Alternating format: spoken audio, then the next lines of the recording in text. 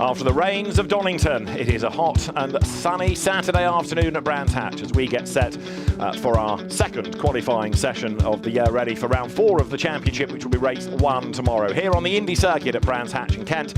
A circuit that first hosted the British Touring Car Championship, British Saloon Car Championship as it then was back in 1958, and there's been plenty of drama in the past around the 1.21 miles of the Indy circuit here, at which Colin Turkington has the fastest qualifying lap to his name. And Colin comes here 4th in the championship behind Jake Hill by just 1 point. Jake in turn is behind Ash Sutton, and Tom Ingram with his 2 wins at Donington is the championship leader. Behind Colin Turkington there is Aidan Moffat, who was the race 3 winner at Donington. Then Josh Cook, Dan Camish is 7th, and it is Adam Morgan who rounds out the top 8.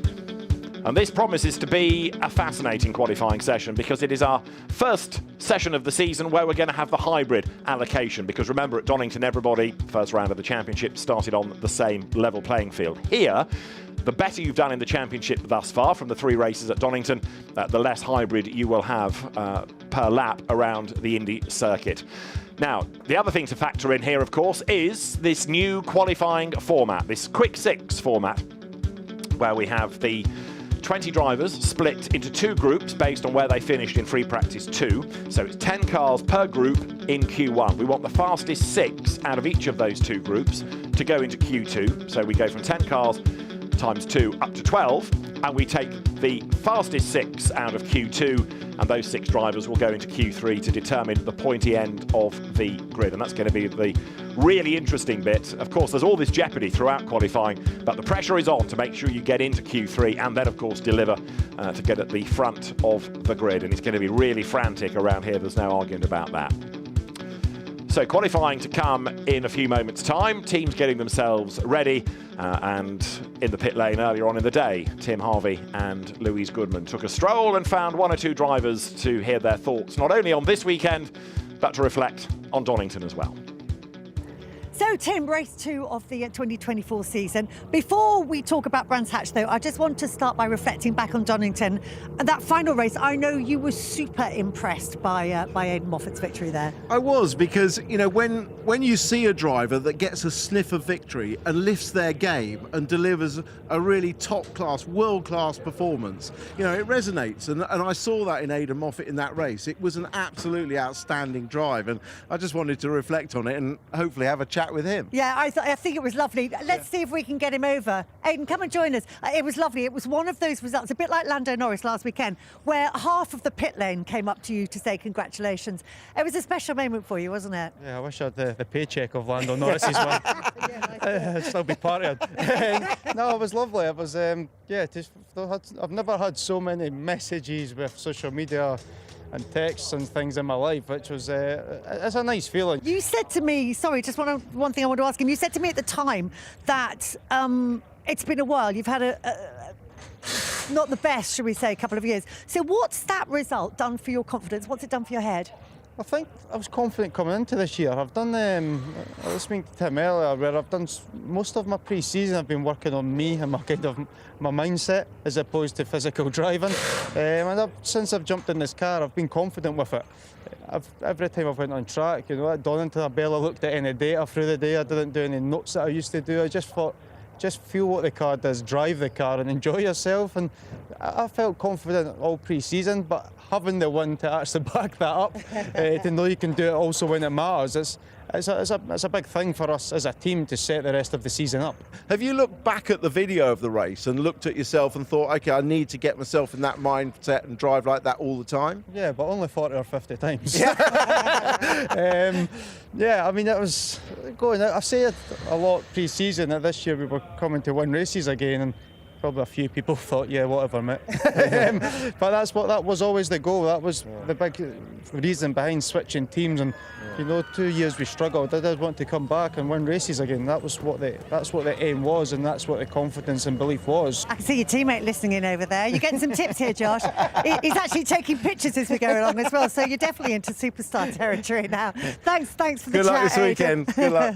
Nice to see. Nice to He's see on him a so high, up, isn't he? He really is He's on a high. Yeah. You know, we've always known Aidan's had stunning pace and speed, and he's, as he said, he's won races before, but never in that style of dominance. And you know, he was up against some real quality drivers, and just shows what a difference the mind can make to, you know, you're delivering a top-class performance on track. And I know it was a battle. I had a little chat with Huffy this morning for a piece that's going in the show tomorrow. He had a smile on his face when he was talking about that battle as well, because when you're up against your teammate, it's or somebody in the same car, should I say, it's always going to be a tricky one, isn't it? Well, I said to somebody, and I didn't mean it disparagingly, but if you'd swap the names on the cars, you didn't know who was driving which. You'd think it was Rob Huff, ex-world champion, who was driving the Aidan Moffat car, wasn't it? Because it was a fantastic drive. But no, full credit to the lad. Now, have we got Tom? Yeah, we have. Ingram I should have somewhere? Tom on standby. Let me. Oh, typically he's wandered off, has he? Well, let's talk about Tom while he's not here at the moment. Hopefully somebody can find him. Again, a fantastic. No. Hands in the air. As I say, let's talk about him. I see someone running. Marvellous. Because obviously he had a brilliant weekend last time out at Donington. It's put him at the front of the championship, which... unlike Donington, it comes with its perils. It comes with its perils. Unlike Donington, where obviously everybody was equal in terms of hybrid, Tom is now going to have minimum amount of hybrid here. Now, we know this is a short circuit, but nonetheless, it's going to have an impact, isn't it? How much impact? Well, if you reflect on last year's qualifying, when we had 18, 19 cars covered by a second, and the full use of deployment is worth half a second here, and Tom comes in with just 1 second, almost nothing, then the difference in qualifying could be huge. Nice of you to we join us. We should have known there would be food involved. Have you brought lunch for us? That's kind of you. I thought I'd bring my lunch, you see. I thought I'd bring my lunch with me and eat on the fly. It's the pasta race driver's fuel lunch, isn't it? Well, you see, Tim, I am an athlete, innit? So I've got to try and I shan't eat this whilst I'm going on. But I have to give off the racing, aura, the racing driver the energy aura. at least, whether it's true or not. Who knows? You could ask him now. Yeah, I can. I was saying at Donington, obviously that was fantastic weekend, but relatively straightforward. Put it on pole, win 2 races. That's going to be almost impossible to replicate during the rest of the season. I think it will. Yeah. I think So how do you then approach Brands Hatch with a lack of hybrid in qualifying, the introduction of the option tyre? Your whole thinking is different, isn't it? It has to be, yeah. But as you know, Tim, so much about this game is pointsy. Is a head game. But it's going to be a pointsy day. Yay! Ka-ching. It's exactly that. But no, look, as you know, this game is not necessarily about who's quickest every single time. It's the mental game over the course of it. One thing you can control is which tyres you race on. Yes. So how do you approach that conundrum? Well, again, I think that will very much be dictated by a qualifying position. It'll be dictated by qualifying position, but it'll also be dictated slightly by what this weather decides to do. If we have the current bun in the sky all of tomorrow, that might, change the time that we do it. Or we just have to wait and see. It's going to be an interesting day, that's for sure. And it's all going to kick off with qualifying this afternoon. That's coming up very shortly. So, Thomas, we'll let you go off. And thanks for turning up. up. Back to your lunch. Yeah. Most welcome, Tim. Better late than never, mate. Better late than never. Enjoy your lunch. Back to you, David. So these are the 2 groups that we're going to have going into qualifying based on their finishing positions in free practice 2. Group 1, Tom Chilton, Dan Camish, Ronan Pearson, Aaron Taylor-Smith, who was fastest in the first session, in fact, the cooler of the 2. Ash Sutton was 9th, Mikey Doble, then Colin Turkington, Rob Huff, Sam Osborne, Darryl De Leon. That's your first group who will go out for 10 minutes. And when they pit, the pit lane will be readied for Group 2. Dan Rowbottom, Josh Cook, Adam Morgan, Aidan Moffat, Jake Hill, Tom Ingram, Andrew Watson, Chris Smiley, Scott Sumpton, Nick Halstead. Bear in mind then, Tom Ingram has 1 second a lap of hybrid, Ash Sutton has 3, and look where they were after FP2. Jake Hill has 5 seconds of hybrid a lap, so 9th was Sutton, 10th was Hill, 12th was Ingram.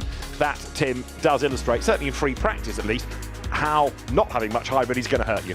It is, but in free practice, they're at liberty to use the hybrid in free practice, so we don't know, even based on those times, whether they were using it or not. What I can tell you is that all 20 cars are in the pit lane, so we're not going to have a repeat of Donington where Rob Huff was unceremoniously stopped from qualifying, and he will get to take part in his first qualifying session in this first half of set of qualifying. So Rob Huff, welcome to BTCC qualifying, and he of course has the full allocation of hybrid available to him. He does indeed, and therefore starts as one potential pole winner on what might be quite a long list, really. I would offer you as other options for pole position Dan Camish, Dan Rowbottom possibly, because again you've got people that are quick and have a lot of hybrid usage.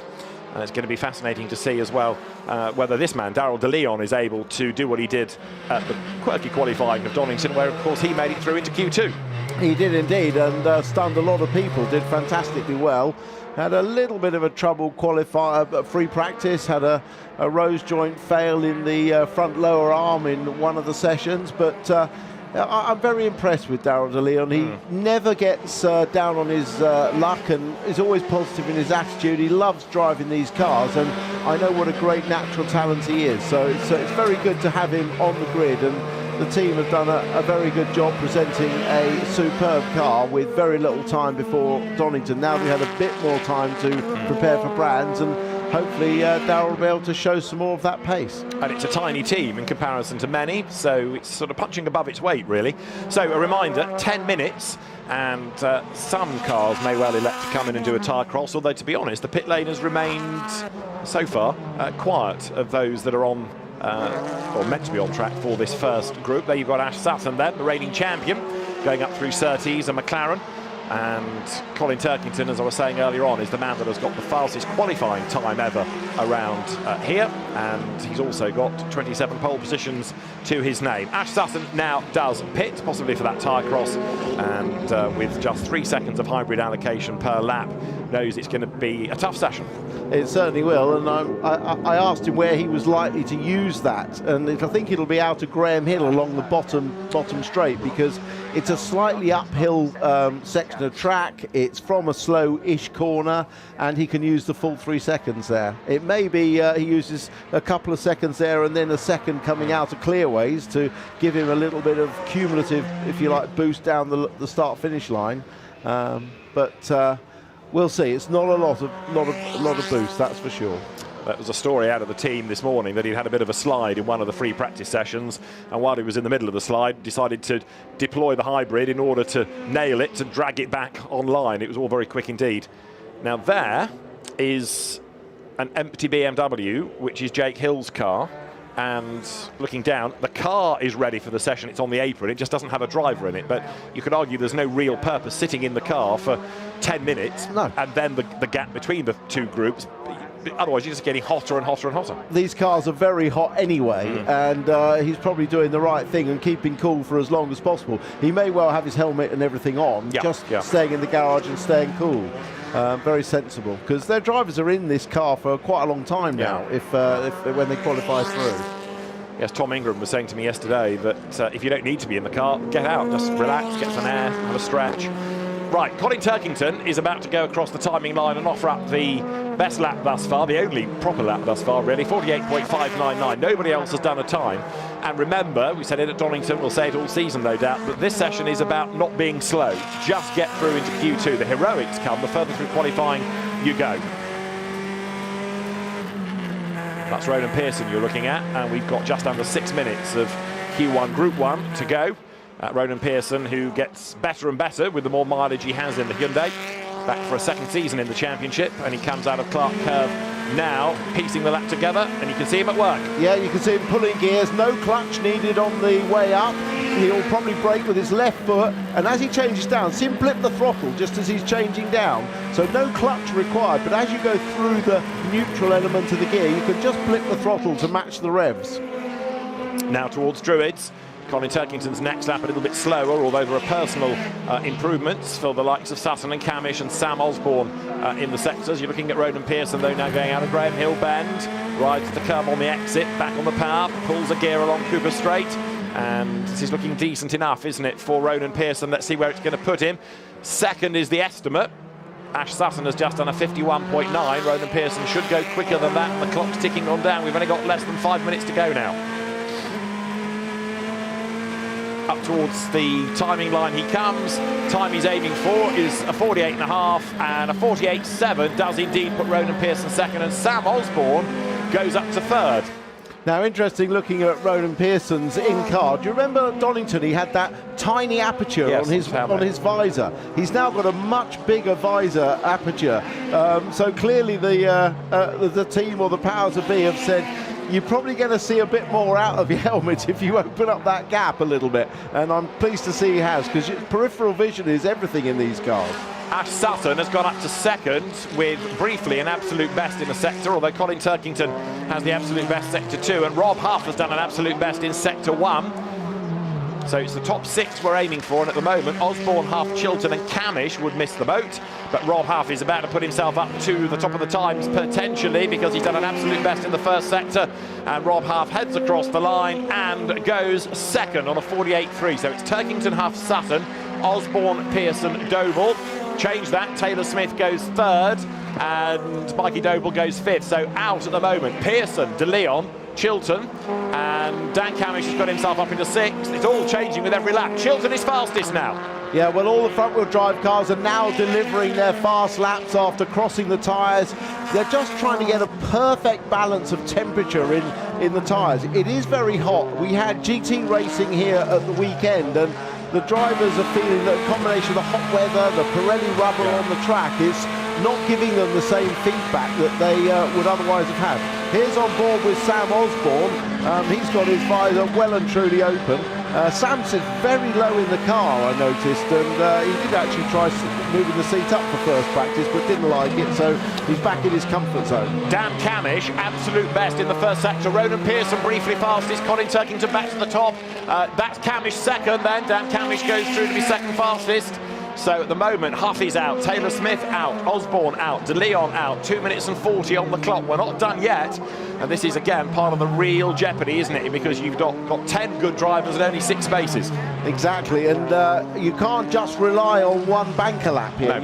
You've really got to be on the game. But with only a short session, there's only 2.5 minutes to go. There's no point in stopping and pitting for any kind of changes now. You might do a cool-down lap and another push lap, but it's going to be every lap till the end to try and get in that top 6. And in that 2 minutes and change, you can do a lot of laps here, because we're talking about 48 seconds as the fastest lap thus far from Colin Turkington. Now, Rob Huff has gone second, so not only does he get to take part in qualifying for the first time, he might get to Q2 as well, because right now that's looking a very rapid Toyota, or sorry, it's time is. I know he's backed off on this lap. My point was, or trying to be, that he's got himself up to where he needs to be, 22 thousandths shy of Turkington, so he's got good pace. He's got good pace, but the times are so close here. You know, the 7th place car of Mikey Doble is less than 2/10 away from the quickest time, so we're talking tiny margins. On board with Ronan Pearson as he comes up line. He's already in 4th. Let's see if this moves him up. That lap doesn't. So have they peaked? Because nobody's shuffled the order now. Just to go back to how competitive and how evenly matched cars are, Mikey Doble, Aaron Taylor-Smith, the 2 Power Max teammates, are split by 1/1000th of a second, and that is Aaron Taylor-Smith, who was in the gravel in FP2 and therefore needed a bit of setup work before this qualifying session. ATS is normally a pretty spectacular driver, and he certainly was at paddock. Yeah, he had a big old slide there, didn't they? The drivers actually get onto the hybrid button and change gear before they get out of Paddock Hill Bend while they're going down the hill. So they're very busy in the car, but they were first and second quickest in free practice 1. So that car is competitive. We have had an improved lap time from Ronan Pearson, but he stays 4th. And although there are relatively few improvements are coming, Mikey Doble is still pushing on. He will get 1 more lap out of the session, and pretty much, I think I'm right in saying, everybody is still out there. All 10 are still circulating, so they're all hoping they can find another 1,000th or so. Through goes Doble, but he's going to be 7th. That would bump him out. And Aaron Taylor-Smith, having topped the times in FP1, is also out at the moment. He's only 8th. But Sutton is on the bubble, isn't he, in 6th? If either any of Doble, Taylor-Smith, Osborne or De Leon improve, Sutton would be out, but at the moment he's into the next part of qualifying. Yeah, Mikey Doble needs to find 76 thousandths of a second to bump out Sutton. And this is Aaron Taylor-Smith, but we're not getting improvements in the sectors. The checkered flag is out, so this is the final opportunity, and I think the tyres have peaked, haven't they? Because we're just not getting improvements. We might be getting better speeds, but not better times in sectors. And Sam Osborne has also had a lap time disallowed for track limit offences, as across the line go the Astras. No improvement for Taylor-Smith, no improvement for Doble. So that protects Ash Sutton 6th in the times. Much mopping of brow. And I'm sure Tony Carosa will be on the radio saying, you're through, you're through, you're through. He'll probably let him finish this lap, but he has just scraped through.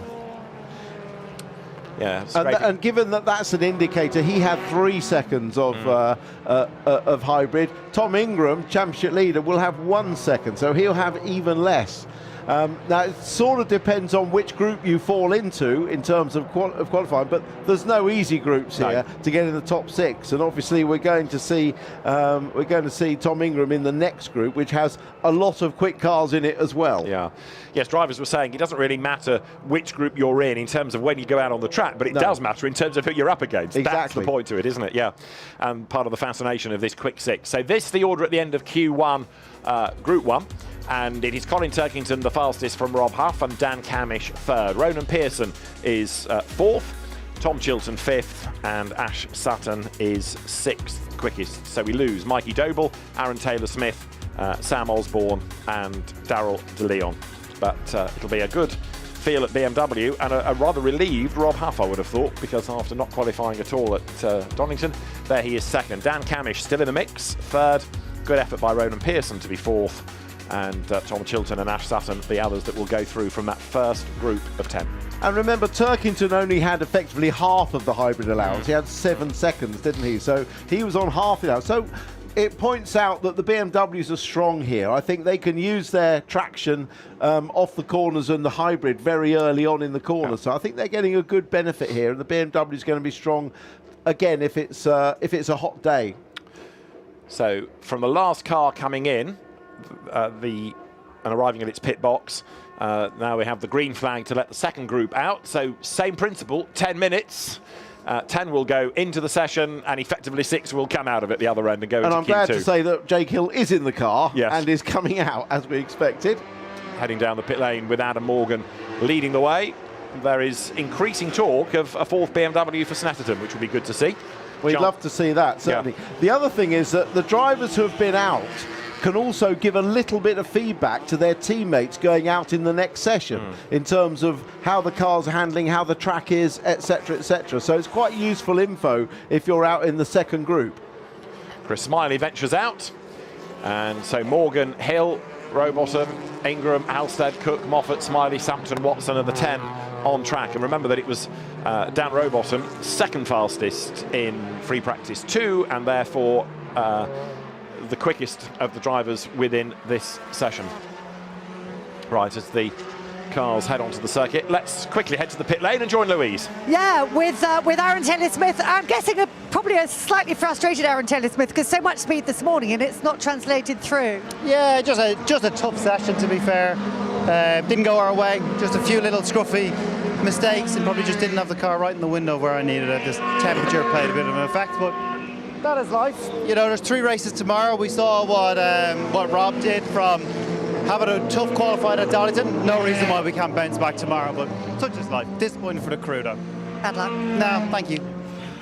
Louise, thanks. Yeah, just going back to FP2, Dan Rowbottom, 2nd fastest in that session, but also caused a red flag because he plunged off the road at Paddock, and the team said we'd made an adjustment and it wasn't quite right, so he was caught out by that. But he's a man that's taken a pole position here in the past. Easy mistake to make at Paddock, though. Is it? Yes, it is. Now, there was a Napa Ford I noticed in the gravel late yesterday.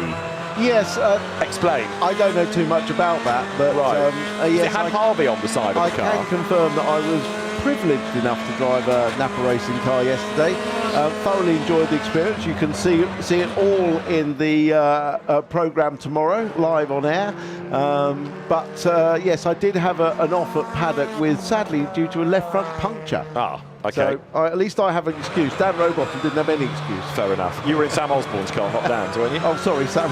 Yeah, I was, yeah. But he still doesn't have an excuse. No, indeed, indeed. Anyway, as they warm their tyres up, we'll see Jake Hill and Adam Morgan in the 2 BMWs set the first meaningful times. Taking a good, careful look how much weaving is going on there. This is because Jake wants to get his car absolutely in the sweet spot before he starts his lap. And well, here's Morgan. He could see the light flashing. He's already on the hybrid. He'll use it all the way down the straight. Just hit the rev limiter. and into Paddock Hill Bend, down 2 gears into 4th. And he's got all 15 seconds at his disposal. 11 seconds a lap for Josh Cook, 15 for Rowbottom, 9 for Moffat, 5 for Hill, 1 for Ingram, 15 for Watson, Smiley, Sumpton and Halstead. Yeah, so a little bit of hybrid flashing, the light flashing as he came up the hill towards Druids, and you'll see it again almost before he's out of the corner along the bottom straight.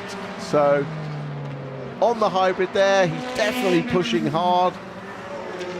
Braking, he'll get the car turned and rotated, then watch for the light come back on again as he comes out of Druids.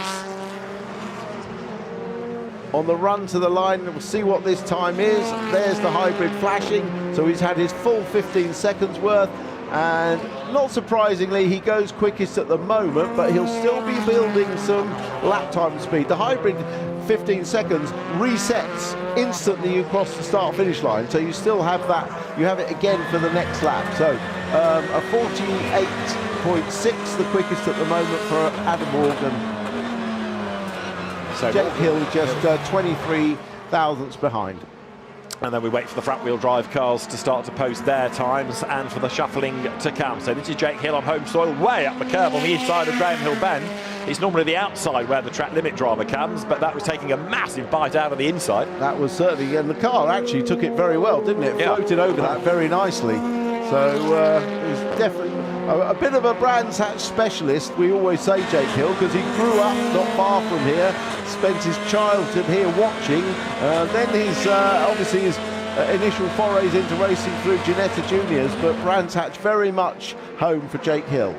And he has got, remember, just 5 seconds a lap of hybrid against the 15 of his stablemate Adam Morgan. Right, Tom Ingram has gone third ahead of Dan Rowbottom as the times from the front wheel drive crew now start to be put into the mix, and that heading to the line is Tom Ingram. So let's see what he can do with his limited use of hybrid on this next lap. Adam Morgan's doing absolute best in sectors in the BMW.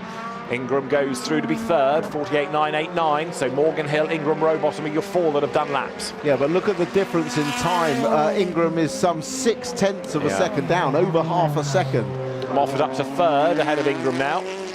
Ingram may be struggling in terms of pace, but for the moment he's in. He's ahead of Watson and Rowbottom, and a lap time disallowed for Adam Morgan. And now Dan Rowbottom has done an absolute best within the first sector, only 2 sectors on the Indy circuit. So this ought to put Robo up to the top. Let's see. The Napa Ford with a bit of damage on the left rear corner, look, goes across the line, and he's actually second in the end, 41,000 shy of Jake Hill. So Rowbottom with the trim trailing on that left rear corner, second fastest. Yeah, just a little bit of trim, not quite attached to the body arch. I don't think he's hit anything. It's just come detached in the wind, but I'm sure the Alliance Racing team will sort that out. It's not going to hinder his performance now. Now has Watson been off, or is he just starting a lap? Starting a lap to let the traffic go, I think, was the slowness. We're getting another lap disallowed this time around. It's from Scott Sumpton. So Andrew Watson now has tried to buy himself clear track space, and he goes for it because at the moment he's outside that quick 6. Adam Morgan is still the fastest by a 10th, and this is Watson's push lap. So it's BMW first and second, Rowbottom third, Ingram in 4th, top 6 going through, but he's now reduced that deficit with his next lap. Ingram is now just 2/10 away. So Morgan, Hill, Rowbottom, Ingram, Cook, Moffat are the 6 that are in. Scott Sumpton is up to 7th, ahead of his teammate Chris Smiley, the 2 Restart Racing twins. And then you've got Nick Halstead 9th and Andrew Watson here 10th. But Watson's lap actually ain't looking that hot because he's down in the first sector. Yeah, he is. Yeah. And we've only got 3 minutes to go. This is Jake Hill then coming up now to the right-hander of Clearways and then into Clark Curve. So out at the moment, Sumpton, Smiley, Halstead and Watson. And of the scouts there, you'd kind of say Andrew Watson in the Works Toyota was the biggest of them. Jake Hill on a slower lap, letting the traffic go. This is Aidan Moffat. Josh Cook goes third. That puts Moffat on the bubble. Smiley up to 7th. So Moffat, he's still got 3/10ths in hand, but if Andrew Watson were to suddenly improve, Moffat, Donington winner, would be knocked out of it. Rowbottom's had a lap time taken off him. Yeah, Jake Hill was cruising. I think both those BMWs are safe now. Yeah. So I think they're trying to save their tyres a little bit. Moffat really pushing on the exit of Clearways right out to the outside. Does he improve with this lap? No, he stays 6th. And the one to watch is Watson because he's done a personal best in the first sector. So Andrew Watson is about to go across the timing line, and as he does so, he goes up to 7th behind Moffat. So he improved, but not enough to get into the top 6. He's got to go again, and he's got 2 minutes in which to do it. Yeah, but I think this next lap could be at least as quick. I think his tyres are on it. He was slower to really get going. He's wide there, though. He's missed the apex at Druids. So I don't think his first sector, which comes up along the bottom straight, will be quicker. We'll watch to see if it comes up green for a personal best. It comes up ultimate best. What do I know? So purple sector for Watson. This must get him into the top 6. Except it's not purple anymore, because Adam Morgan has gone even faster. But you're right, this should get Watson into the quick 6 at the expense of Moffat. Let's see, because he comes up now across the timing line. Andrew Watson goes 2nd fastest. That bumps out Moffat. Morgan should go even faster and goes across the line. He does, 48.070. He's a 10th to the good. And Josh Cook goes 2nd then, so out. Moffat, Smiley, Sumpton, Halstead. And Ingram's still in 6th place, but now on the bubble. But with less than a minute to go, and Aidan Moffat has improved in the first sector, so Moffat ought to get himself back in here. But if he does, it'll be at Ingram's expense. It will. Ingram is still out there trying to respond if he can. Here comes Moffat then, who has got to find 31 thousandths to get himself ahead of Tom Ingram. And as he goes across the line, Moffat stays 7th. He didn't do it. The second sector was slower.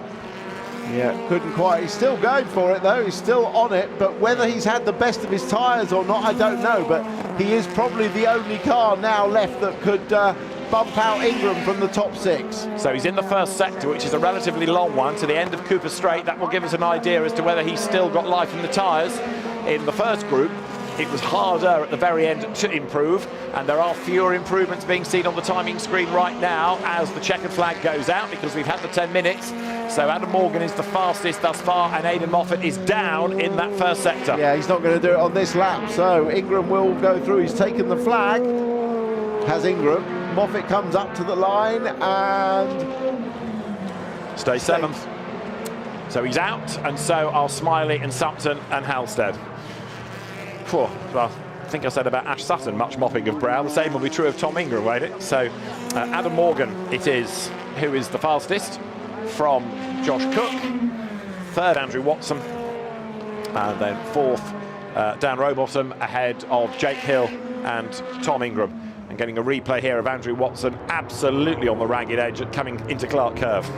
Well, he did very well to save that, actually. Did very well to save that.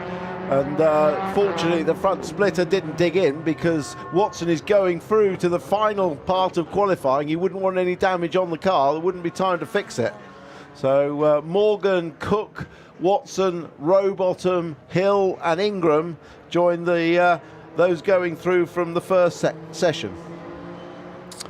Do indeed, and they'll have then 5 minutes from the last car coming into the pit lane. So this is how we are then at the end of Q1, Group 2. Adam Morgan, the fastest by 84 thousandths from Josh Cook. Andrew Watson, 3rd. Dan Rowbottom, 4th. Jake Hill, and then Tom Ingram progress. Top 6 go through. We lose Aidan Moffat, Chris Smiley, Scott Sumpton, and Nick Halstead. Of those that make it to Q2 for the first time this year, Rob Huff, Dan Camish, Tom Chilton, Adam Morgan, and Dan Rowbottom. So it's a really interesting mix of names that we've got for this session, taking it as an entirety compared to what we had at Donington. And for me, the interesting thing was the hybrid rules are working in qualifying. Yeah. Because Ingram and Sutton literally scraped through, didn't they? Yeah. They will effectively be in 11th and 12th place. Now, Louise said to Aidan Moffat in that interview at the top of the show, what did that win at Donington do for your head? What does being bumped out and qualifying in Q1 do for your head? Because it's the other end of the spectrum as the rather disconsolate Aidan Moffat trudges back into the LKQ garage. And Speedworks Managing Director John Gilbert in the black shirt with his back to you wanders over to go and try to find out what the dramas were. Team manager Alan Potts walked past. But it'll be an earnest conversation. Yeah, but we're talking about tiny fractions. You know, Yep. He was, what, a couple of tenths behind his teammate, Josh Cook. It's really hardly anything, is it? So to the pit lane we'll head in a moment, because the teams have got their 5 minutes to get cars ready for Q2. Aidan Moffat, though, has much to reflect on. He can do that with Louise. Aidan, this is one of those times when your face tells the story. Yeah, the front end of the car's been horrific all day. I had no front end slow speed and it just didn't change nothing, so I don't really know what they thought the outcome was going to be. Waste of time, waste of tyres if you're not going to change nothing, so a bit annoying to be honest. Right, we could see that you were giving it all on that last lap, but I mean by that point it seemed like the tyres had gone anyway. Yeah, I've never got the bite from the tyre because the front end's not working right. The car wasn't diving enough, it wasn't holding it down, had traction issues, couldn't really get the lean in the car to grip up in the low speed corners, so I'm not surprised we're out, but I'm surprised we didn't try more to not be out. It just seems a bit of a waste of time, a bit pointless to not try something different. I mean, yeah, I don't know, it's what it is. There we go, I'll let you go, we'll have a word with the engineers, hopefully better luck tomorrow. Back to you guys. Thanks, Louise. How quickly fortunes can change, but Aidan Moffat certainly not being unabashed in his comments there. No, I mean, you know, his frustration is he obviously felt that was how the car was in free practice, and they didn't really, or according to him, they didn't make any setup changes to adapt the car for the conditions, so they got the same result in qualifying for real. So that's his frustration. A lot of people are struggling with front-wheel drive cars with front-end bite, but you have to adapt the car to the conditions. True enough, and his demise from qualifying will be good for Tom Ingram, and he has come to the pit lane. Tom is with Louise. Yeah, he's just, let me just see if I can get his eye line and see if he's all right. He seems to be having a bit of a word with his engineers at the moment. He's obviously focusing on something, so no, I think, yeah, he's giving me the thumbs up now, so hopefully, yeah, he's good for a word. What's going on there? I think it's just a case of trying to get through the first run. Balance feels good. I think it's just a lack of hybrid. It was quite close, wasn't it? Were there nervous moments for you in the car, or did the team not tell you what the situation was? I've got to do my own thing. I can only control the controllables. So unfortunately, the squidgy thing had to be in control there. Well, the squidgy thing did all right. So I'll let you get your head down for the next session. Back to you guys. Thanks, Louise. Yeah, Tom Ingram gets set for Q2. Now, this is where the road's going to be a bit busier. We've had those two groups of 10. Now we've got 12, because it's the top 6 from the two, and they are merged together. And again, we're looking for the fastest 6 to go into Q3. So the teams, if you're watching this, you think, gosh, it's a long gap between the end of the first part of qualifying and the next group. But for the teams, the time absolutely flies by because they are busy trying to refine the cars. And the tyres they use in this session will be the tyres they have to use in the next session as well. So they'll be careful how many laps they do, for sure. And it will be 10 minutes once again. And Louise has found Rob Huff, but the car is just about to be dropped down, I think. So although Louise was there, it's action stations in the pit lane, so we might hear from Huffy at the end of Q2, either with a smile on his face or not. We'll wait and see whether he survives into that cup. But he's got further than he has thus far this season. Oh, absolutely. He's done very well. Yes. I'm not surprised that there wasn't time for an interview. These boys are just about to go out and do a qualifying, so probably Louise is not the person that we want to see right now. Not on the top of the list. They need to be really focused on the lap they're about to do and talking to the team. So the car's ready to be pulled back out of that herringbone formation onto the fast lane. That happens now as the klaxon sounds in the pit lane, and the clock starts right now. So all of this, of course, getting the cars on track is all part of that 10 minutes. It's not that the clock starts when the first car leaves the pit lane. And Tom Ingram taking his time, but there are Napa Fords up the road and BMWs up the road as well that need to leave the pit lane. So 12 cars on track. Chris Smiley is one that we've lost from qualifying. He's with Lou. Sadly, one of the drivers who's not out there on track. Chris, what was that session like? You don't have the excuse these days of not getting a clear lap, do you? So at least it's easier having less cars out on track in a circuit like this, which is so small and so tight. Absolutely. You know, you're used to the years gone past when there was, 30 cars bombing around there, and every time you come out at the end if a car came out at the end of the pit lane, it screwed that lap, and if you caught someone up somewhere else. So yeah, listen, we're still learning with the car. The car actually feels quite good. I just don't think we're working the tyre in the correct way. I think we're not turning the tyre on the right way. But yeah, I'm happy enough with my lap. It's ever so close. Like 3/10 would put us right firmly in the top 10. So yeah, still a bit frustrating whenever you look through the time to see how close you are. But yeah, it's I'm looking forward to tomorrow now. I think our race pace is quite strong. So I think where we are for starting race 1 tomorrow, I think's okay. I think if we can sort of box clever in the races and try and get ourselves into a position where we can get ourselves for reverse grid for race 3, who knows what happens to tomorrow. As you know, it's never done until it's done in the BTCC. So like you say, every time you go out in the car, you're learning stuff about it. How much information did you get in that session that's going to help you going forward tomorrow, when it looks like we're going to have once again a lovely sunny day? Well, yeah, that's only the second qualifying session we've had. With all the pre-season, the majority of it being wet, that's probably really only our second proper full tire or new tire run in the dry. So yeah, to be as close as we are, I think it's positive. Obviously, we do want to get knocked out in Q1. That's not the name of the game. But yeah, listen, we understand where we're at the minute. We're determined to get ourselves back up there again, and that's where we're going to be. So we just need to keep working. But yeah, I'm happy where we are for the meantime. I think if we box clever tomorrow, we can get ourselves into a reverse grid race for race 3, and yeah, anything can happen there. See you out there. Thank you. Well, right now, out there and doing times are the BMWs, of course. Hill, Morgan, Turkington is the order. 7.5 minutes, just over, remain as the tyre swapping for the front-wheel drive cars will begin in earnest. But this is going to be a really dramatic part of qualifying. I think, in a sense, Q2 is perhaps the most dramatic because, you lose half of the number of cars within it, and you've got to be quick to have gotten this far anyway. Exactly, you've already got the quickest guys out there, the quickest 12 out of 20, so you're really already into what could be described as the final qualifier, but it isn't. It's to get through, and it's tough to get through. I genuinely think that Ingram and Sutton will struggle to get through into the top 6 here. Okay. Well, Jake Hill is second fastest to Colin Turkington, and the only front-wheel drive time we've had is that of Josh Cook, and it's a slowish one, a start-up lap of 55.6, so there's plenty more to come from him. If you remember Donington, we were really past the halfway mark before we started to get proper lap times. Here, of course, the lap is much shorter, much quicker, therefore, and yet they can do more within the session, and therefore the lap times should be with us from the front-wheel drive cars this side of the halfway point, not the other side. Yeah, I mean, we've got 3 very fast BMWs, and if you look at potentially the quickest 3 front-wheel drive cars with plenty of hybrid available to them, you've got Camish, you've got Huff, you've got Rowbottom, Josh Cook, all with a lot of boost, so a lot of hybrid available. So that makes it incredibly difficult for the likes of Ingram or Sutton with very little to get through. So there is Dan Camish, many people's tip for pole, but it's going to be tough for the Ford seemingly against some very, very quick drivers. So got another 11 star drivers to combat here as he comes, still quickening the pace, I would have said, through Clark Curve, whereas Josh Cook is on a push lap and might get himself up to the top of the times because he has done the absolute best within the first sector.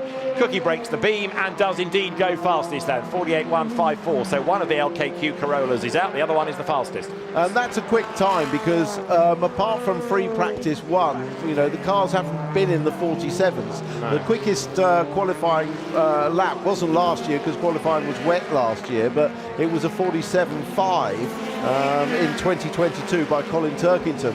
But since then we've actually got a reduced base level of boost, albeit with the hybrid as well there's more. So there should be about the same times if the conditions were the same, but I think a high 47 would be a very, very good time. Josh Cook still going for it, another absolute best within the first sector. And with now half the session to go, attention will turn not so much to the top but to the bottom to see who's going to get knocked out. And at the moment we're still waiting on times from Rowbottom, Chilton, Pearson, Huff and Watson. Yep, they've all done a new tyre run with tyres crossed and still about to set their times. That's Adam Morgan coming up to the line then, so he has done the absolute best within Sector 1 this time. Engineer Steve Farrell will be on the radio to him to let him know that he goes second fastest at the end of the lap on a 48.055. So front-wheel drive, rear-wheel drive, and then front-wheel drive, rear-wheel drive. Ingram is third and Turkington is fourth, then it's Hill and Rowbottom, Watson and Sutton. Scrap that, Pearson's into the top 6 now. Yeah, Jake Hill really attacking the curves, both at Graham Hill, paddock, everywhere really, searching for every tiny fraction of time that he can pick up. Ash Sutton goes second, good time, 48.0, very good time. Right, that's Rob Huff, slowest at the moment, but this is his first proper lap, so let's see where it's going to put him. Andrew Watson's just got out of the way of traffic on Cooper Straight. Huffy to the beam then, the Toyota Gazoo Racing UK entry goes through up to 10th, so it's a step forward, but it's not enough to get him into the next element, whereas Ash Sutton is up to 2nd, and Ingram is 6th and on the bubble. Yeah, scrap that. Morgan's now in 2nd. Times are coming in thick and fast at the moment, but that was a really good lap by Sutton. Yeah, so that puts Ingram now down to 7th, making it 8th, because Pearson goes up to 7th. So Ingram is out, and Sutton, with a little bit more hybrid use, might well get elbowed back in the pack, because he's got Camish and Robotham behind him in the order. That's Huff, who improves in sector 1, personal best, but not an absolute best. Still Cook quickest. Such a quick session, though. Only 3 minutes left on the clock. You know, enough for 3-4 laps, depending on where you are at the time. You see the hybrid counting up in the bottom there, the blue, until you get to the full 15 seconds, or however much you have available. The drivers are trying to use every scrap of that before they get to the line. And Huff goes 9th, so it's an improvement, but not enough to get him into the top 6, the quick 6. There is Tom Ingram, and he is 9th, whereas Ash Sutton is 3rd, and I use those two because they are the drivers with the least amount of hybrid. A second a lap for Ingram, 3 a lap for Sutton. Ingram's not given up, of course. He will continue to push, but as Tim was suggesting earlier on, it's going to be hard to progress, although Sutton for the moment is in. Yeah, with a very good time. Just to remind you, Cook is quickest, Morgan 2nd, Sutton, Turkington, Camish and Robotham the top 6. And on this lap, Tom Ingram down in sector 1. So no improvement there as he comes up towards the line. Remember, he's only got 1 second of hybrid allocation. A lap breaks the beam and goes 7th. So he's up the order, but not enough. Even if he doesn't get into the top 6, and you see the slide at paddock there, even if you can't progress, what you are fighting for is a good grid position anyway for race 1. So yeah. There are 2 parts to the story. Yeah, definitely. It still counts, and depending on where he qualifies, and we'll decide for him what tyres he starts race 1 on. Yeah, because indeed. we have the option tyre, the soft option tyre, which is the quicker of the 2 tyres available tomorrow. But don't forget, he'll still start race 1 with less laps of boost than anyone else. Yeah, so Tom Ingram then, the championship leader, currently 7th, and we've got a minute and a half to go, and now there are fewer improvements to be seen as you look at the Team Bristol Street Motors Hyundai coming across the line, and another effort by Ingram keeps him 7th, so no improvement. Josh Cook has pitted. This is Jake Hill, who is 12th and out, but should be in by the end of this lap. Let's see, because as he goes across the timing line, no, isn't. It was a slower second sector. So he's got time for 2 more laps. Jake is going to be really leaving this to the very, very end, isn't he? Those that are out at the moment: Ingram, Pearson, Chilton, Huff, Watson and Hill. Well, yeah, I'm surprised at Hill, unless he's been doing a careful plan to be quick at the end here with his tyres and then carry those through into the final session. But I'm surprised he's leaving it right till the end. He's going to get 1 more lap after this. What was that first sector? It Slower. wasn't even a personal best. Slower, you're right. So he's down. So what's going on for the BMW? As you say, there will be 1 more lap, but are the tyres struggling? Here he comes up towards the beam. And as he comes through now, he is 100 shy of Andrew Watson. That lap keeps him 12th, so this has got to be the lap of his life. Yeah, Watson jumps up to 7th, so narrowly very close to getting in the top 6, but just 0.3 of a second covering all 12 cars.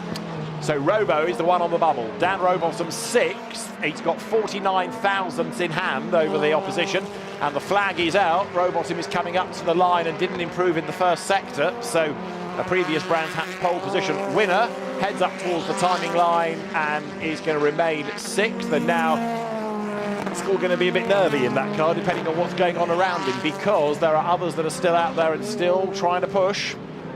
But at the moment, and the checkered flag is out, the most impressive performance, I think, is from Sutton there, with just 3 seconds of hybrid. He's got the least amount of hybrid in the Napa Racing team of 4 cars, and he's at the moment the highest qualifier. Well, Josh Cook is currently the fastest, and that would put him into Q3 for the first time this year. Adam Morgan is 2nd, and that would put him into Q3 for the first time this year. And Ash Sutton 3rd, after, as Tim was saying, that mega effort, his 2nd visit to Q3. Then Colin Turkington who would be a second-time visitor to Q3. Dan Camish, first time he's got this far, and Dan Rowbottom likewise. So again, some different names into Q3. Which is exactly what these rules were designed to create. I think Alan Gow will be very pleased with what he's seeing so far. Josh Cook, the only one in the 47s, a 47.956. So that's the time to look out for when we go into the final qualifying.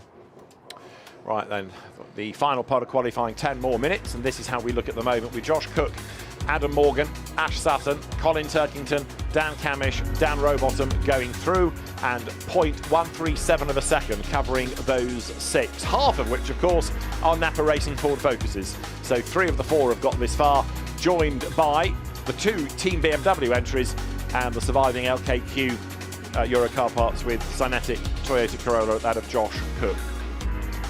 So we lose from qualifying Andrew Watson, Tom Ingram, Ronan Pearson, Tom Chilton. Disappointment for the Hyundais, 3 of them out there.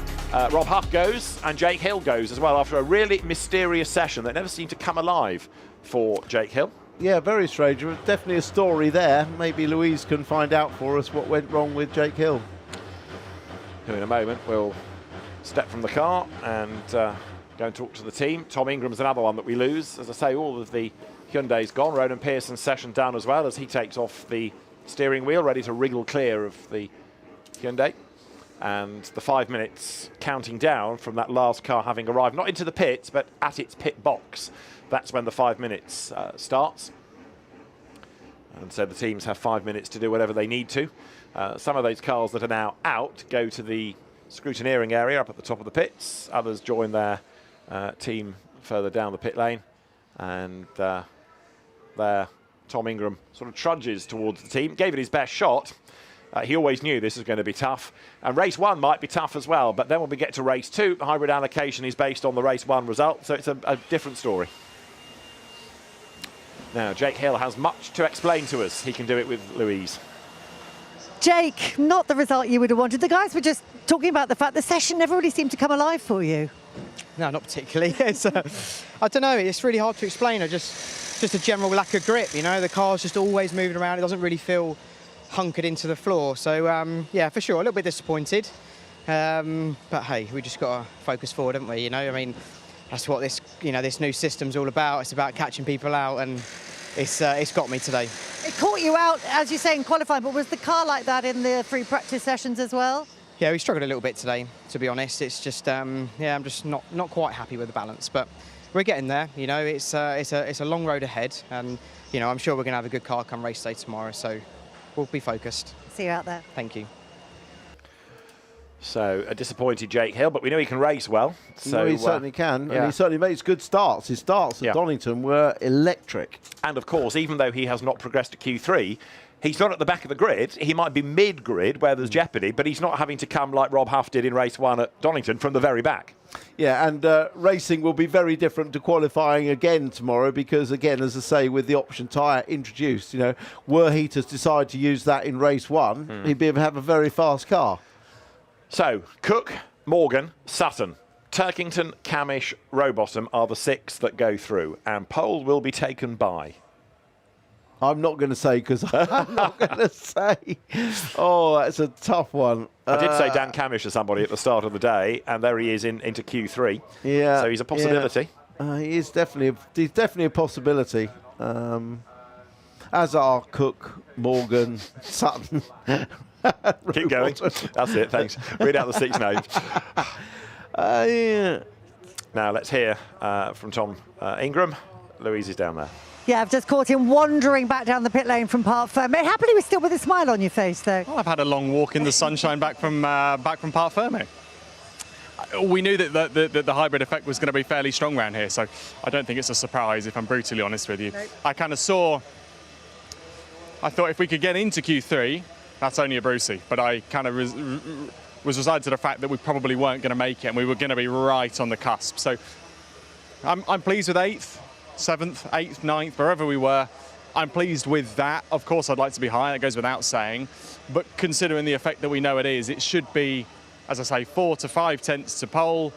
It's a tenth to Ash. It's a tenth to, you know what I mean? So there are 10th increments from there. So I'm all right. I'm okay with that. As you say, it's done exactly what the system was designed to do. So we've obviously got the additional factor of the... Why did we want it? Was Whose idea was that? It was lovely last year when we could all be at the front every time. It was a stupid idea. We've got the additional stupid idea of the option tyre coming back in tomorrow as well. So how do you factor that into your thinking? Fantastic. We'll have to debate it over what I would like to do is go now and enjoy a multi-lager in the sunshine and discuss a tyre plan. But incidentally, I'll probably have water and a protein shake, which is not quite as fun. But it looks like they're getting ready to go for this last run. So I will stand from the sidelines and happily watch, maybe with a pair of shorts on. That's an image I don't want to take away with me. I'll let you go off you go, Tom. Shorts, not my boxer shorts. Get out of here. Back to you guys quickly. Enough. Wave the white flag, Louise. Enough. So Tom Ingram is out, but we have the 6 that will go through. A reminder, they are Josh Cook, Adam Morgan, Ash Sutton, Colin Turkington, and Dan Camish and Dan Rowbottom. It will be another 10 minutes. Again, the rear-wheel drive cars will offer up the times early. The front-wheel drive cars will do a tyre cross, and then it gets all exciting at the very end. And this is the final part of qualifying then. So this will determine the first 3 rows. Effectively, the rest of the grid, barring any penalties, are decided. But this will sort out the positions for the top 6 on the grid. Yeah, and it is fascinating, isn't it, to see who has managed with their engineer to adapt the car to the hot conditions we've got here. Because, you know, we're seeing amongst teammates some struggles. We've seen Aidan Moffat struggle, but Josh Cook is strong. We're seeing Jake Hill struggle, but Adam Morgan and Turkington going well. It's all about just adapting your car. They are very sensitive to small changes. Dick Bennett was saying that Colin Turkington could feel a difference in the balance just with a quarter turn on one side of the roll bar. So very, very sensitive. Yeah, and this is where the experienced drivers with years of knowledge of if you like, how subtle a change can influence this spec of touring car, they're going to come into their own. Yeah, and also to not get too phased when the car doesn't feel like it did at, say, at the last meeting in different conditions. You know that everyone else is struggling, you've got to adapt. So more from the pit lane. Louise is with Rob Huff. Well, in the paddock, actually, Tim, because sadly not out there anymore, but that was your first qualifying session back in the British Touring Cars. It went a little bit better than last time, didn't it? Yeah, definitely the first session. First session was really good. Second in that, and only, I think, half a tenth or something to P1. The car felt really good. We did probably something a bit unorthodox with tyres in the sense that we just put 2 on for Q2, and we did a cross at the beginning, and we should never have done the cross. For me, the rears just had too much temperature in them, gave me too much grip where I didn't want it, and it just shifted the balance. And you know, you can't afford to do things like that. But you know, I'm new, I'm learning. Hindsight's a wonderful thing, isn't it? Very much is, but we know for next time, so that's a good thing. Cheers. And that's exactly what I mean about adapting to the conditions. You know, the tyre temperature is critical to the balance of the car, particularly on a front-wheel drive car. And the choice to go with just 2 new tyres, or change 2, and getting the temperatures wrong between the front and the rear basically screwed his balance and therefore his lap time. But as he said, he's learnt from it. So you're looking at Colin Turkington, something rather nostalgic about seeing a Sytner BMW logo on the front of the car. Frank Sytner, of course, in the 1980s, one of the mainstays of the British Touring Car Championship. Not always in BMWs, he did have a half season in a Rover, but Colin Turkington then heading through clearways into Clark Curve now, and then towards the timing line. And this ought to be a lap that puts him at the top of the times over his teammate Adam Morgan. Interestingly, like we saw in the second part of qualifying, Josh Cook is the sort of trailblazer for the front-wheel drive cars. Yeah, he basically has been staying out, hasn't he? Rather than, because he obviously feels the balance, and like I said, the tyre temperature that works for him comes without crossing the tyres over. It is a hot day, so you don't always need to cross the tyres. That's to get temperature in the rears, but he's obviously comfortable with how they heat up just staying on the rear axle. Very all credit to him. It's a driver has to have the courage of his convictions and do exactly what he wants to do. Back to Colin Turkington, running, as we've said before, the number 20 this year to celebrate his 20 seasons of British Touring Car Championship competition. So Turkington and Morgan will be the drivers that offer up the times early doors, but then it's after, if you like, the next lap from the front-wheel drive cars that their proper lap times will start to be factored in. Away up the curve launches Adam Morgan. who has had one career British Touring Car Championship pole position. And if you bear in mind that although there are 30 races, there are only 10 qualifying sessions a year, getting a pole position actually is pretty impressive. Yeah, quite rare, isn't it? And that's why they have bragging rights. But we'll probably have more pole position winners this year than ever before. Thanks to hybrid and thanks to this quick 6 format. Right, Turkington then on this lap has done a personal best in the first sector, whereas Adam Morgan with more hybrid has done an absolute best. So Turkington goes through and Adam Morgan flashes past the camera as well, heading up towards the timing line. Here he comes. This is Adam Morgan, and will he go top? He should go top, and he does go top. Yeah, and that matches the time that Cook did in his second session, remember, 47.9. And we're almost at the halfway point now as Adam Morgan powers up the hill, goes towards Druids, and Josh Cook third. We've still yet to get a time out of the Napa Fords, aka the other half of the entry in this. So that's Rowbottom. A little bit frustrated that he was in the Granville in FP2, and he and Dan Camish with 15 seconds a lap of hybrid, more than Ash Sutton has, of course. Right, Camish goes through and goes 5th. So you've got Cook, Sutton, Camish, Rowbottom, the order of the front-wheel drive drivers. Yeah, Rowbottom absolutely on the limit through Paddock Hill Bend, wasn't he? It's very exciting to watch, as was his teammate Camish. Coming out of Druids, down the hill. Watch for the hybrid light in the rear window. Cookie coming out of the final corner, again up the inside of the road, coming up to the line. And does this move him up? No, he stays third. Yeah, he's got to find 700ths of a second, or 71 thousandths to move up, but Ash Sutton does go up ahead of him. So Ash Sutton, despite only 3 seconds of hybrid a lap, goes third fastest. Turkington, in the meantime, has done an absolute best in the first sector. Dan Camish has had a lap time taken off him for track limit abuses, and that's rather more significant now. It is. You just can't afford to lose laps at the moment when your tyres are at their peak. There isn't time to come back from it. I mean, there's only a short amount of time, but if that was when his tyres are at his peak, it will be a mistake he'll rue. But he has obviously got 3.5 minutes left on the clock. Colin Turkington, 7 seconds of hybrid allocation per lap, only 13th in free practice 2, and yet at the moment he is the man topping the times by 500ths of a second. This is Dan Camish, who needs to fight back. He's on the hybrid coming up to the line. He's run out of it now. He improved in the first sector, and as he comes to the line, he goes up to third quickest. Turkington, Morgan, Camish the order, then Sutton, Cook and Rowbottom. Yeah, great lap by Colin Turkington. That's even quicker than Cookie's lap before. Now with 47.8 on the times, and he's half a tenth away. Right, what about Rowbottom to improve before the end? You're looking at Camish, third, and as he gets to the end of Cooper Straight with a flash of the lights, there is traffic ahead of him. He will be trying to improve, so will Dan Rowbottom, who did improve his time on the last lap, but he doesn't improve his sector time. Camish has gone quicker in sector 1 ahead of him, though.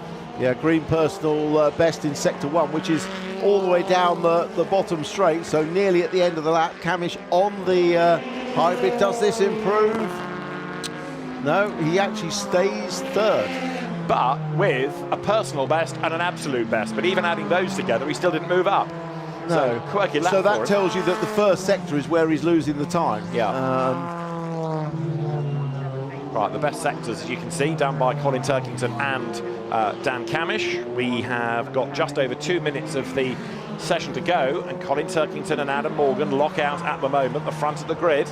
But for Ash Sutton, with 3 seconds of hybrid to come out of qualifying 4th overall, which is where he is at the moment, if things stay as they are, 4th overall for Sutton, that you could argue is the drive of the day. Well, no question about it. You know, we were stunned when Sutton used to put the car on pole with 75 kilos.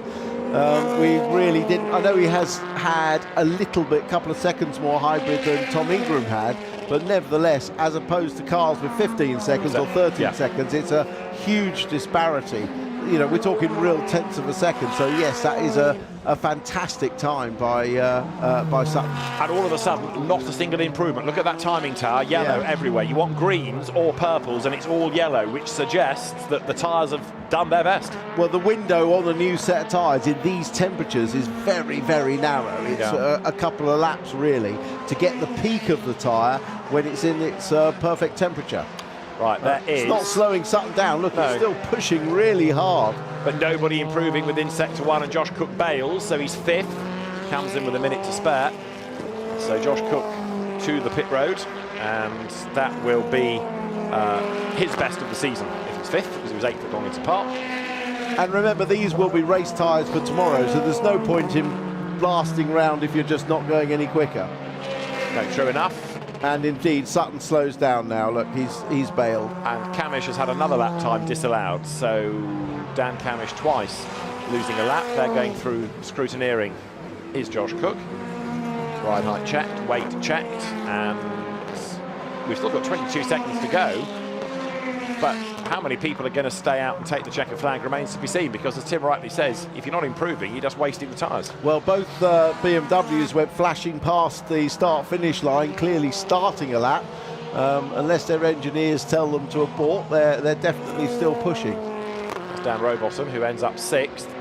So he's got further than he did at Donington, like Camish, but would like to have been higher up. But of course, when there are only 6 places at play. And both BMWs have now aborted their lap. Right. So I think that will be the position. So I think Turkington will have the pole. For the 28th time in his career. So Colin Turkington is the fastest. 7 seconds of hybrid allocation a lap, and using it to very good effect as he will make his way now down the pit lane. Colin Turkington then, who got himself into Q3 at Donington. He was 3rd at Donington Park in the qualifying session, so he's gone better than that. And we're going to have this all season, much jumbling from race to race. Yeah, and we're going to have 2 BMWs on the front row of the grid, aren't we? So that make good starts. That make good starts, exactly. But I think the man that will be really pleased will be Sutton. A terrific performance to line up on the second row of the grid. Cook didn't quite match the time he did in second practice, but here's your result of the final part of qualifying. Q3 topped by Colin Turkington, a 28th career pole ahead of Adam Morgan and Dan Camish. Ash Sutton 4th with only 3 seconds a lap of hybrid power against many with 15. Josh Cook 5th, Dan Rowbottom 6th. It is going to be a BMW lockout at the front of the grid, and a really fascinating order for race 1 tomorrow here at Brands Hatch. So Colin Turkington then, the fastest. That's Ash Sutton just going through the technical checks. Got Dan Rowbottom behind him, then Adam Morgan. And I think Colin Turkington is going to be at the rear of the queue. The BMWs having stayed out right to the very end. So one by one, those final 6 go through the technical check. Phil Danbury, the scrutineer at the front, says that's it, stop. Now we can put the roller underneath, which checks the ride height of the car. Then the weight panel to go underneath. The car will be pushed forward. They're called scales, those panels. Thank you very much. Yep. I usually break them when I stand on I had to have all my equipment checked, obviously, before I drove the car yesterday, only to find that most of my overalls were out of date. And then I was asked to weigh myself. I avoided that. Lewis down with Ash Sutton. Ash, that was Tim's drive of the afternoon. That must have been some effort to get that lap out with so little hybrid. Honestly, Louise, I was just saying to the boys on the radio, that is the hardest qualifying session I've ever had to do. So pleased with that. Obviously, fair play to Clon. He's not really got much less hybrid, but he's stuck it at the front. So yeah, I'm pleased with that. Pleased with Upper Racing UK. It's good for the team. Both hands are there as well. So see what tomorrow brings. Tell us more about why hardest, just in terms of getting the lap time out of the car or managing the session and managing the tyres as it went on. But yeah, it's more just the hybrid. The hybrid side of it is so huge that we can be looking. My delta to someone with full deployment is nearly 4 tenths. So, well, it is 4 tenths. So you bolt 4 tenths for that lap time there. I mean, we're sitting pretty. So I think it's highlighted with Tom being where he is, how hard it really is. I think from the get-go, the car's been really dialed in. FP1, I was mega happy with the car. FP2, we didn't throw a tyre at it, so we kind of entered the unknown a little bit. But yeah, pleased with that, mega pleased. Well done, good stuff. I can see, I'll wait, I'll hand back to you guys actually if you're still there whilst I wait for a few more drivers to get out of their cars. Thanks, Louise. Yeah, interesting listening to Ash. He was out of breath. You don't often find drivers out of breath. That shows you how hard he had to try. Yeah, and the thing is, you don't just have to do one quick lap now, like you would in a normal 30-minute set. You've got to do it 3 times. So you've got to find the peak 3 times to get where he's got. And that takes some effort, you know, concentration, mental focus, delivering the lap, taking risk, because you're taking a lot of risk in qualifying. And not surprisingly, in these conditions, he looks like he's had a bit of a workout. Well, absolutely. And fourth, the reward then. But an all BMW front row is pretty impressive. Adam Morgan second behind Colin Turkington. And Adam Morgan out of his BMW. Colin Turkington joins that throng. And Louise has Adam Morgan. Second fastest, missed out by just 0.05 of a second, Lou. Yeah, I do indeed have Adam Morgan. He's just done a big whew, as he got out of the car. Hot out there, yeah? Hard work. It's a bit of a shock to the system. You know, all the pre-season testing we've doing, it's been no more than 10 degrees, and we've come here and it's 20 odd. So, and being ginger doesn't help as well, you know.